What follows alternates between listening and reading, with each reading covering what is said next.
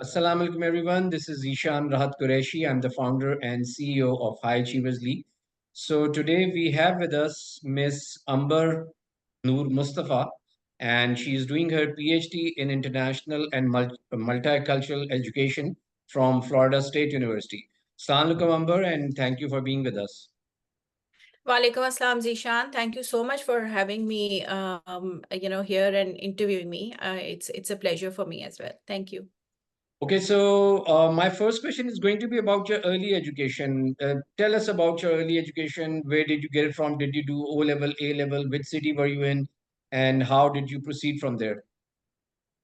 Yeah, my early education, I did my O levels from Beacon House school system, and my entire education is from Beacon House. Luckily, my father was in the army. We used to move around a lot, and because they had branches all over the country, so it was easy for me and my siblings to go to Beacon House. So we were lucky that we were a part of the system. And after my O levels, I went to Kinnaird College and I did my FSc from there. And then eventually I went to do my master's in business education. And then from Punjab University. And then after that, just recently in 2017, I did my MPhil in educational leadership and management from Beacon House National University. All right, so you have been all over the place. So different cities in Pakistan, and then you started to have your higher education from Lahore, and you went to Kinnaird College, you went to Punjab University, and then you did your MPhil from.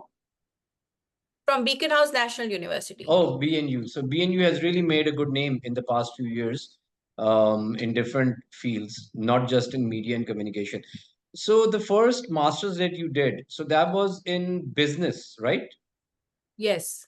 Right. So initially you had interest in business, and then how did that transform towards the education side?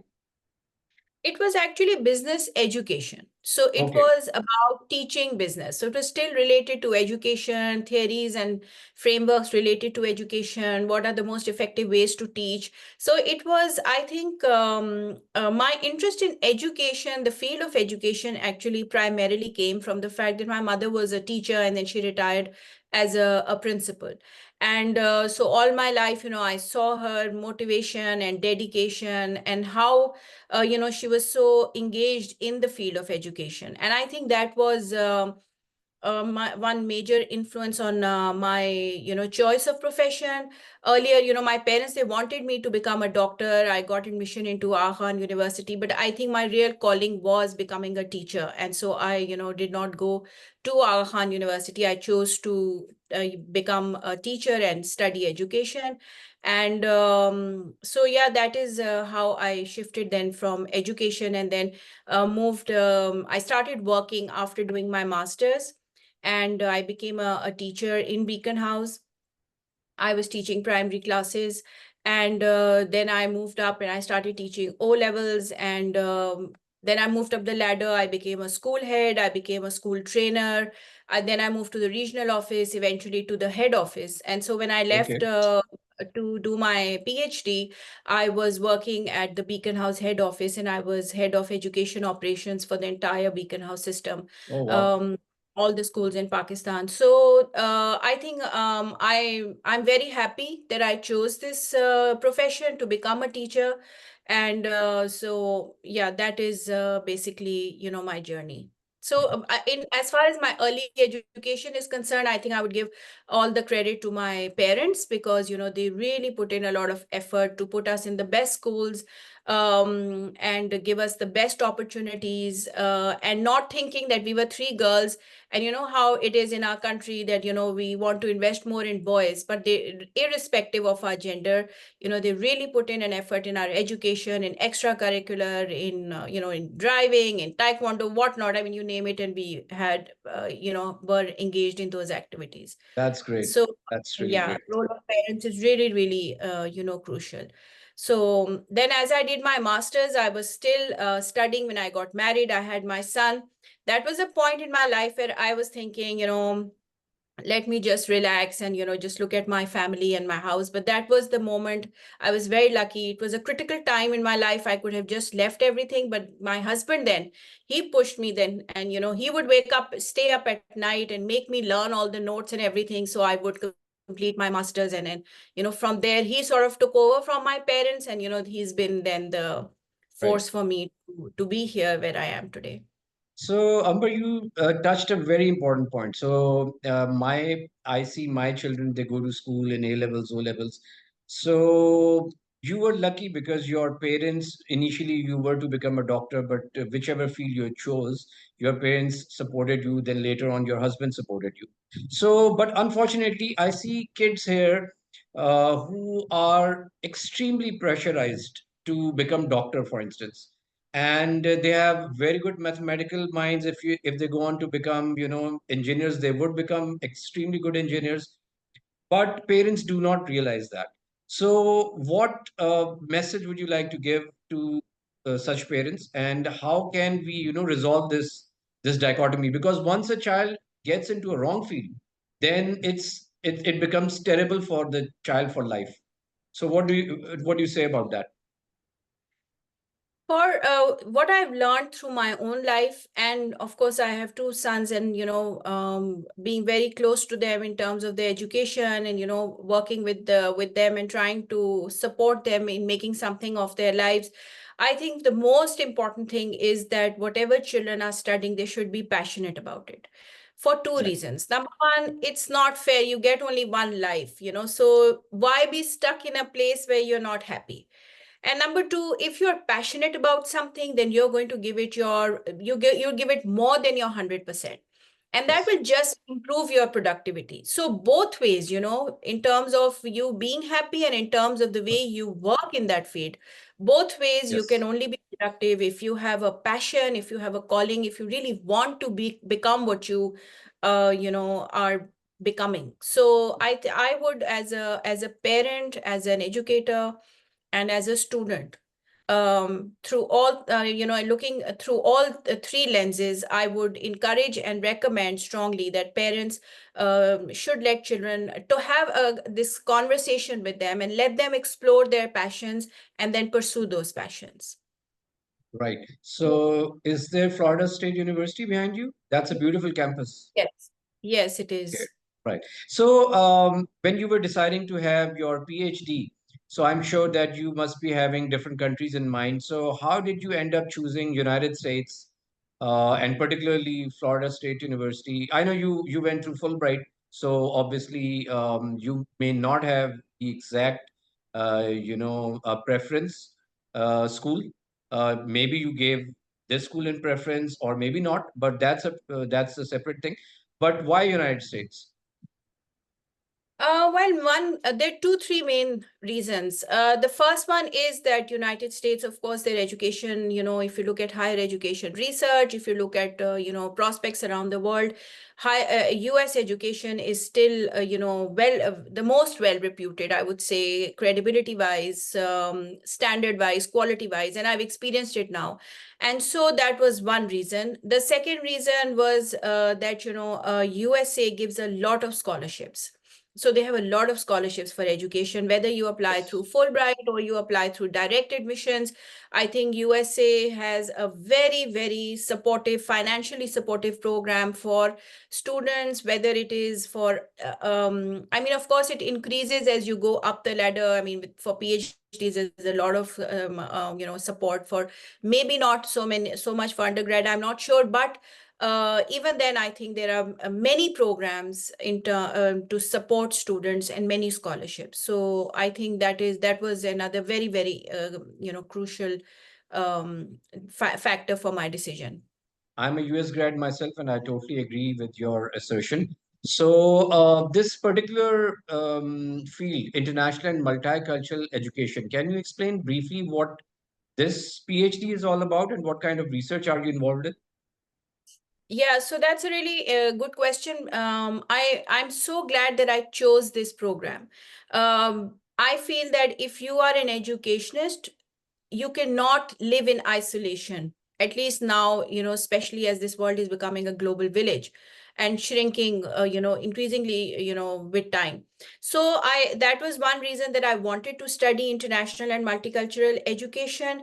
In international and multicultural education, we look at different global programs, systems, approaches, perspectives, schools of thought, different politics involved in the education of children as well as higher education. So, Right. all through from K to 12, then, but also moving to tertiary education. So, what the program has given me and is continuing to give me now as I move into my research phase is a very, very broad, perspective on education. Now, I'm not looking at it from a very small, narrow, lens, which I was when I was only in Pakistan and I was engaged only with the private school sector in Pakistan as well as the public, because I was doing some trainings there. But now I know what's going on around the world. And I think now I'm in a better position to pick and choose and then contextualize for Pakistan or any other country if I need to work there. So, you know that, okay, so this is happening in the developed world, this is happening in the East, this is happening, so then you pick and choose and design a program which is more holistic, which is more suited to the needs of your context. So that's Right. how it has really So helped the me. advantage that you have is that now you can look at this educational landscape from a global perspective. But at the same time, I'm sure when I don't know if you have already chosen your research topic, but when you do that, you'll be working on a comparatively narrow scope on some specific question that you would want to solve. So have you chosen your particular research focus, or are you still in that phase? No, actually, I have, and now in fact, I'm right at the end of my research. Like, I'm going to Okay. analyze my data, and I'm going to write my thesis now. So my topic is international Pakistani female doctoral students studying in the US. And so, as you said, it's very narrow when you go down to research because you have to go really deep. So you have to narrow, but before you narrow down to your specific research questions, you need to know everything about that topic. True. And so, reading about higher education, reading about the history of higher education in Pakistan, in the US, then globally, because the higher education policies in Pakistan and the US, they are impacted by what the vision for higher education is globally. And that's why, they keep shifting. And so when you put down your research questions or when you're analyzing data, you must know what the politics of research of higher education are, or what the theories are, and then you narrow it down and apply it through one lens to your research. And so that is the kind of broader horizon, that PhD gives you, that you Right. can then go deeper into any one topic that you want to. So, another interesting thing that came to my mind is that when you're choosing a particular topic, the role of the advisor usually is very important because they're the one mentoring you. One complaint that I occasionally get from Pakistani students, especially those studying in public sector universities like Punjab University, University of Karachi, is that they are almost harassed by their advisors. Like, I mean, they act like bosses, and they say that they even sometimes what happens is they tell them to do some personal chores for them, which when I heard that, I was really appalled. So for Pakistani students who wish to go to the US, can you enlighten us about your relationship with your advisor and how generally advisors in US they support the students? Generally, all most of the my my experience and what I've heard in my own experience with not just advisors but professors is that, especially in PhD and in graduate school, but generally also you will see that they will not undermine your knowledge, your intelligence, your creativity. You can stand up and say that, I want to give my own opinion on this. I don't necessarily agree with what the author says or what is being discussed in the class. So they give you that autonomy to question, to think out of the box, to really create. And I've been very, I think, exceptionally lucky as far as my advisor is concerned. My advisor is from Pakistan. She's a very, very established professor, not just in the US, but globally also. She's done a lot of work with gender in education. Dr. Aisha Khurshid. And so she has been an immense, Right. influence in my life, and for all her supervisees. So I've been really lucky. I can ask her any question. She will support me. She's proactively aware of the challenges that I will go through as I'm going through this process of PhD. And so I truly encourage people to come here and work with these professors because they want you to succeed. They will not try to undermine you by putting their knowledge down your throat. Right, right. So you have been to conferences, you have been to different cities to do your research papers or present your research papers. So tell us, how is a typical day in the life of a PhD at Florida State University? Well, one thing I can tell you is that you don't know when the day ends and when the night starts generally. I mean, of course, it's graduate studies, so, it's challenging, especially the first semester. It's very funny, when you start the first semester and you're absolutely drowning because there's so much work. And then the advice that was given to us by our seniors, and now we always give it to all the newcomers, is that the work will not change, but you just become, you know, acclimatize, you adjust to the routine. And so that is what PhD does for you. I think PhD is not a degree. I always say that PhD is a lifestyle. It's so much that I have learned from being a PhD student: how to be more organized, how to be more, not to procrastinate, to how to be, have a schedule. There is no shortcut to doing this work. So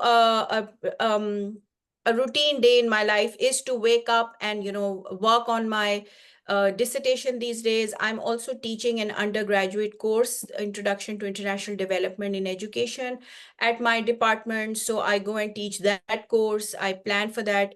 I These days I'm also working on 3 abstracts for different conferences. I think that has been a major part of my time here at Florida State University.